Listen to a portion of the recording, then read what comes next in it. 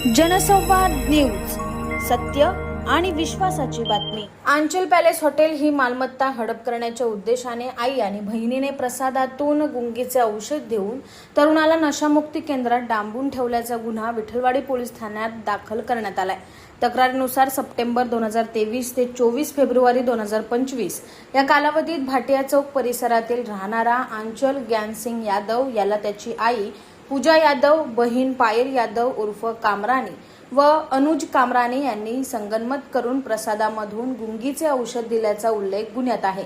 त्यानंतर अर्धविशुद्ध अवस्थेत त्याला खोपोली येथील एका नशामुक्ती केंद्रात दाखल करून 11 जून 2024 ते 24 फेब्रुवारी 2025 या कालावधीत तेथे डांबून ठेवल्याचा दावा तक्रारीत करण्यात आलाय।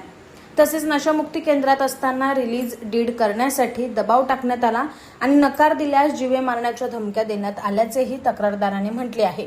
याच कालावधीत त्याच्या गैरहजेरीत स्वतःची बनावट स्वाक्षरी करून अंचल पॅलेस हॉटेल संदर्भातील भाडे करारात फेरफार करण्यात आलाय। तसेच इतर व्यक्तीशी नवीन करार करण्यात आल्याचा आरोप करण्यात आलाय। याशिवाय शिव शारदा अपार्टमेंट मधील वडिलोपार्जी मालमत्तेतील हिस्सा फसवणूक करून रिलीज डीडद्वारे हस्तगत करण्यात आल्याचाही आरोप तक्रारीत नमूद केलाय। या प्रकरणी पूजा यादव, पायल यादव उर्फ कामरानी, अनुज कामरानी, गणेश शेट्टी आणि दीपक शेट्टी यांच्या विरोधात विठलवाडी पोलीस ठाण्यात गुन्हा दाखल करण्यात आला आहे।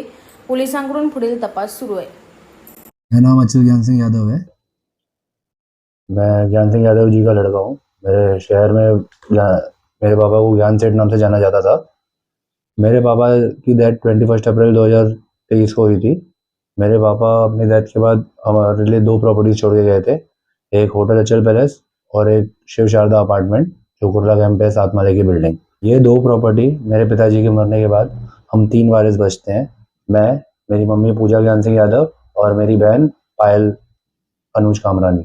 मेरे पिताजी के स्वर्गवास के बाद मेरा जीजा बिट्टू कामरानी और उसका भाई नवीन कामरानी प्रॉपर्टी के लालच में पहले तो उन्होंने मेरी बहन को बहुत बहलाया फुसलाया, ऊपर से उसके बाद वो लोग ने मेरी मम्मी को भी बहुत बहलाना फुसलाना शुरू कर दिया। और जब झगड़े इतने ज़्यादा बढ़ते जा रहे थे तब रोज रोज की झगड़े लड़ाइयों से परेशान होके हम लोग ने फैसला किया कि बिल्डिंग हम लोग मतलब मैं बिल्डिंग पे अपना हक छोड़ दूंगा और ये लोग अपना होटल पे हक छोड़ देंगे। तो हमारे बीच म्यूचुअली डिसाइड हुआ कि प्रॉपरली रजिस्टर करके मैं इनको बिल्डिंग दे दूं और ये लोग मुझे होटल दे देंगे। तो जिस दिन बिल्डिंग की रजिस्ट्री थी और उस दिन होटल की भी रजिस्ट्री हमने सेम दिन की रखी थी। तो बिल्डिंग की रजिस्ट्री ये लोग ने दोपहर में करवा दी, जो कि प्रॉपर हुई। बट जैसे ही होटल की रजिस्ट्री का टाइम आया, आलू मॉडरेटर के साथ इन लोग ने क्या सेटिंग की पता नहीं, जो वो बोलता रहा कि सर्वर डाउन है, तो हमारी रजिस्ट्री अधूरी रह गई। तो ये लोग ने मेरे पास अनरजिस्टर्ड रिलीज डीड मेरे पास रहने दी, जो कि इन्होंने कभी रजिस्टर ही नहीं करवाई। होटल मेरे ही अंडर था, रवि ओसिटा को मैंने प्रॉपरली रजिस्टर्ड एग्रीमेंट बना के दिया था और होटल मैं ही चला रहा था, लॉज में ही चला रहा था और ऑर्केस्ट्रा मैंने रवि ओसिटा को दिया था, जिसका सिंगल एग्रीमेंट सिर्फ मेरे साथ था। और सब कुछ फिर नॉर्मली चल रहा था। मैं अपना होटल देख रहा था और मम्मी और बहन अपना बिल्डिंग में सब फ्लैट सेट कंप्लीट करके बेचने के लिए देख रहे थे। पर मेरी बहन पायल यादव, उसका पति बिट्टू कामरानी और उसका भाई नवीन कामरानी, इनके दिमाग में कुछ और ही षड्यंत्र चल रहा था। मेरी मम्मी फिर मुझे रोज घर पे टॉर्चर करने लगी कि इतना बड़ा होटल है और तू इतना छोटा है, तेरे से अकेले संभाला नहीं जाएगा, तो बिट्टू और नवीन कामरानी को भी अपने साथ होटल में रख और उन्हें भी साथ में संभालने दे। लेकिन मैंने एकदम साफ मना कर दिया क्योंकि मुझे उनको वहाँ नहीं रखना था, क्योंकि धीरे धीरे घर में रोज क्लेश बढ़ने लगे और आपस में मनमुटाव बहुत बढ़ने लग गया। जिस फ्लैट में हम लोग रहते थे वो थोड़ा सा पुराना हो गया था, तो उसकी थोड़ी सी सीलिंग वगैरह सब गिर रही थी। तो एक दिन अचानक से बिट्टू कामरानी और पायल मम्मी को नए फ्लैट में, जो हमारा कुल्ला कैंप में बन रहा था, वहाँ अकेले रहने के लिए शिफ्ट कर दिया। पर कभी कभी मम्मी मेरे घर पे आया करती थी।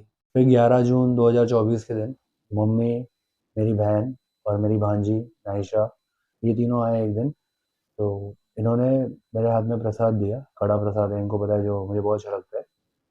और वो मैंने खाया और जैसे ही मैंने खाया तो कुछ समय बाद मैं बहुत एकदम अनकॉन्शियस फील करने लगा और मैं घर पर ही लेट गया। फिर अचानक से मुझे महसूस हुआ कि 5-6 लोग मुझे पलंग से उठाने की कोशिश कर रहे हैं। तो जैसे ही मैं अपना हाथ पैर चलाने लगा तो एक इंसान ने मेरे गर्दन पे इंजेक्शन मार दी और मैं बहुत ज़ोर से चीख रहा था और अपने आप को बचाने की कोशिश कर रहा था। और इसी चक्कर में बिल्डिंग वाले और सब आजू-बाजू वाले भी इकट्ठा हो गए, ये मैंने देख के महसूस एक ओमनी गाड़ी में मुझे डालकर सीधा लेकर चले गए। जब मेरी वहाँ पे आँख खुली, फिर जब मैंने अपने आप को जंजीरों में पाया तो मैंने उनको पूछा कि मुझे यहाँ क्यों रखा गया है। तो उन्होंने बोला यहाँ पे तुझे तेरे जीजा अनुज कामरानी, तेरी बहन पायल कामरानी और तेरी मम्मी पूजा यादव ने यहाँ पे एडमिट करवाया है, और शांति से रहेगा तो तुझे 2 टाइम का खाना देंगे, वरना तुझे ऐसे ही बांध के रखेंगे और कुछ खाना भी नहीं देंगे, ना ही तुझे किसी से बात करने देंगे। वो बोला ये सब इलीगल है, तुम ऐसे किसी को बांध कर नहीं रख सकते और किसी को ऐसे कैद करके नहीं रख सकते, किसी को बंदी बना के नहीं रख सकते। तो उन्होंने बोला कि ये सब तो तू तब बोलेगा ना जब तू किसी को बाहर निकल के बताएगा, जब तक तेरे घर वाले बोलेंगे नहीं तब तक तुझे। और वहाँ पे मुझे अलग अलग तरीके से टॉर्चर करते थे। 2 से 3 टाइम मुझे दवाइयाँ खिलाते थे, तो वो दवाइयों के नशे में मैं आधे से ज़्यादा टाइम तो नींद में ही रहता था। और फिर जब मैं उनको पूछता था कि मैं यहाँ से कब जाऊँगा, तो वो बोलते थे जिन्होंने तेरे को डाला है वही तेरे को निकालेंगे। और मैं तो समझ गया था वो लोग मुझे कभी निकालेंगे ही नहीं, क्योंकि वो लोग ने तो मुझे प्रॉपर्टी के लालच में वहाँ पे डाला था। अचानक से एक दिन रिहैब के ओनर प्रसाद ओक मेरे पास आए और उन्होंने बोला तुझे पुलिस वाली मैडम से बात करना है। अगर उसको तूने कुछ भी बताया कि तुझे यहाँ पे क्यों रखा गया है, कैसे रखा गया है, कैसे लाया गया था, अगर तूने कुछ भी अपना मुंह खोला तो तुझे हम HIV का इंजेक्शन मार देंगे, और एक बार HIV का इंजेक्शन लग गया तो इंसान की ज़िंदगी खत्म हो जाती है। फिर वहाँ से विठलवाड़ी पुलिस स्टेशन से मैडम वंदना खैरे जी ने मुझसे पूछा, अचल वहाँ पे तुम्हारा कोई ट्रीटमेंट चल रहा है? तो मैंने डर के मारे कुछ ज़्यादा बात नहीं की और मैंने बोला हाँ मेरा ट्रीटमेंट चल रहा है। फिर अचानक से एक दिन 22 फरवरी के दिन मेरा जीजा अनुज कामरानी, मेरी बहन पायल कामरानी और मेरी मम्मी पूजा यादव, ये लोग आए और मुझे वहाँ से छुड़ाया, जो कि मैं एकदम हैरान हो गया।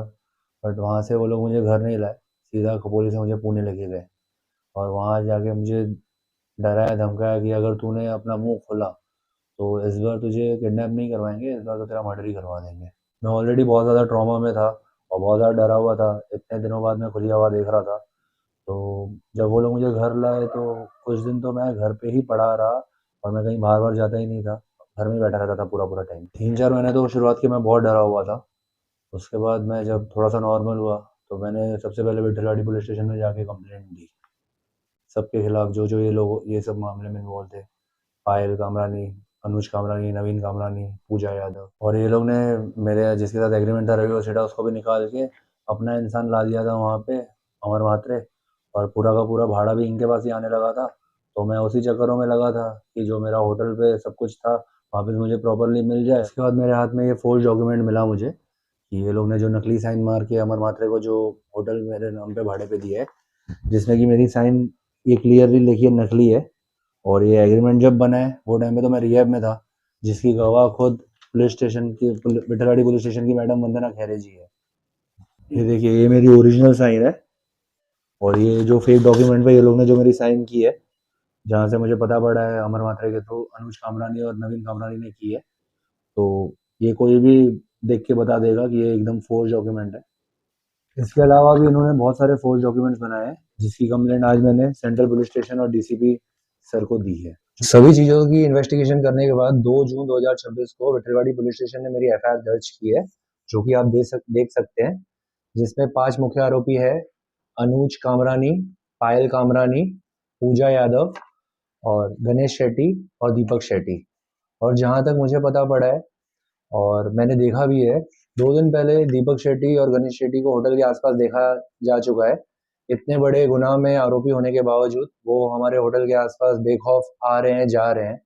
तो मेरी पुलिस प्रशासन से और आम लोगों से सिर्फ ये विनती है कि आप इन 5 में से किसी को भी कहीं पे भी अगर देखें तो आप अपने नज़दीकी पुलिस स्टेशन में फ़ोन लगाइए। और पुलिस इस चीज़ की भी जांच कर रही है कि इनके साथ और कौन-कौन इस मामले में मिला हुआ था। और पुलिस प्रशासन ने मुझे पूरी गारंटी दी है कि ये लोग ज़्यादा टाइम पुलिस से भाग नहीं पाएंगे, एंड ये लोग कहीं पे भी रहे पुलिस इनको ट्रैक कर रही है और पुलिस इनको जल्द से जल्द गिरफ्तार कर लेगी। जनसंवाद न्यूज, सत्य आणि विश्वासाची बातमी. आजच सबस्क्राईब करून बेल आयकॉनला क्लिक करा आणि पहा ताज्या घडामोडींचा अचूक अंदाज आपल्या मोबाईलवर.